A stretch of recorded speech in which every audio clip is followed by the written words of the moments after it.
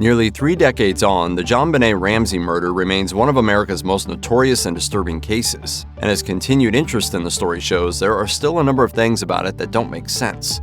To this day, opinion is split among both professionals involved in the case and armchair true crime enthusiasts as to what exactly led to the death of 6-year-old JonBenet that night in Boulder, Colorado. One of the most persistent theories is that it was a kidnapping gone wrong. Experts have noted that evidence such as duct tape on JonBenet's mouth points toward the possibility that the murderer had initially planned to incapacitate her and take her from the family home. Author and private investigator John Wesley Anderson, who had written a book about the case, told The Independent in 2023, "The killer went into that house with a kidnap kit. He brought duct tape, he brought parachute cords, he brought a stun gun to immobilize the victim. So this was very calculated. It was a very methodically executed kidnap attempt that went wrong and ended up in murder." What might have led a potential kidnapper to kill JonBenet instead remains a mystery. Similarly, it's never been explained why her body was then left at the scene. However, others believe that the ransom note may have been a decoy, made to throw police off the scent during their investigation. John Ramsey himself has stated that he believes a masked intruder broke into the house and murdered his daughter. You think the killer is still out there somewhere? He's either out there dead or in prison. John Ramsey has suggested that his daughter's killer may have been an unknown intruder who, 9 months after the death of JonBenet, broke into another house in Boulder and sexually assaulted a 12-year-old girl. The fact that JonBenet's body showed signs of having been sexually assaulted supports this version of events. However, his theory seemingly overlooks the presence of the mysterious ransom note and fails to explain one key detail about its demands. As many familiar with the case have pointed out, the $118,000 the apparent kidnappers wanted from the Ramseys happened to be the exact amount that John Ramsey had recently received as a bonus from his work. To many, this has always seemed unlikely to be a coincidence. Instead, it suggests that the would-be kidnapper and killer had knowledge of Ramsey's financial situation and may have been someone connected to the family. The father is the president of Access Graphics, located on Boulder's Pearl Street Mall. But as suspicious as the demand seems, the fact that the note was written on paper from inside the house makes the note seem more spontaneous. So does the fact that the murder weapon was also from inside the house, a broken paintbrush handle paired with a nylon cord used to strangle JonBenet. If the killer came into the house with such a specific plan, why does it also look like they needed to improvise so much? A missing child case, particularly one involving a ransom note, would seemingly prompt a large and sweeping police operation. But when it came to the JonBenét Ramsey case, the police response seemed surprisingly muted.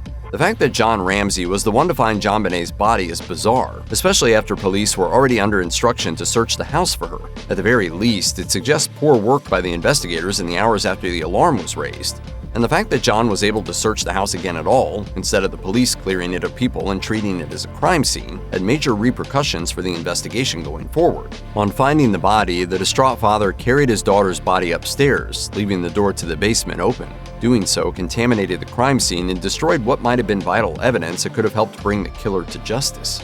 Following the discovery of JonBenet's body and the beginning of what was now a murder investigation, the suspicions of detectives quickly turned toward the Ramseys themselves. Initially, the sum demanded by the ransom note drew some to believe that the child's mom, Patsy, was behind it. But all of the Ramseys, including JonBenet's older brother Burke, were taken in and made to give samples of their hair, blood, and handwriting so that detectives could compare it to the ransom note. However, as the New York Times reported the year after the murder, for 4 months early in the investigation, the family stopped talking with the police. Instead, they circled the wagons, establishing a defense team consisting of 8 lawyers, 4 publicists, 3 private investigators, 2 handwriting analysts, and 1 retired FBI profiler. The Ramseys say they were frustrated by the police lingering on the idea of them as suspects when they could have been investigating other potential suspects, and reportedly wanted to review evidence on their own. I believe it can be solved if the police accept help. But Boulder police investigators have been keen to point out that they have investigated all avenues open to them. Since the murder, detectives have spoken to over 1,000 people in 19 states, acting on more than 21,000 tips. John and Patsy Ramsey would eventually be officially exonerated by a judge following the examination of DNA evidence. But several experts felt that declaration was unwarranted, including Boulder Police Chief Mark Beckner, who told People, "Exonerating anyone based on a small piece of evidence that has not yet been proved to even be connected to the crime is absurd." In 2013, 4 pages of sealed documents were released which gave a new insight into a grand jury that had been set up to investigate the Ramseys back in 1999. It emerged that the jury had voted to indict John and Patsy Ramsey on charges of child abuse leading to death and being accessories to the murder. The grand jury claimed that the parents rendered assistance to a person knowing the person being assisted has committed and was suspected of the crime of murder in the first degree and child abuse resulting in death. The third party referred to in the documents is unidentified, and the unsealing raised fresh questions as to what the grand jury speculated had happened on the day of JonBenet's death.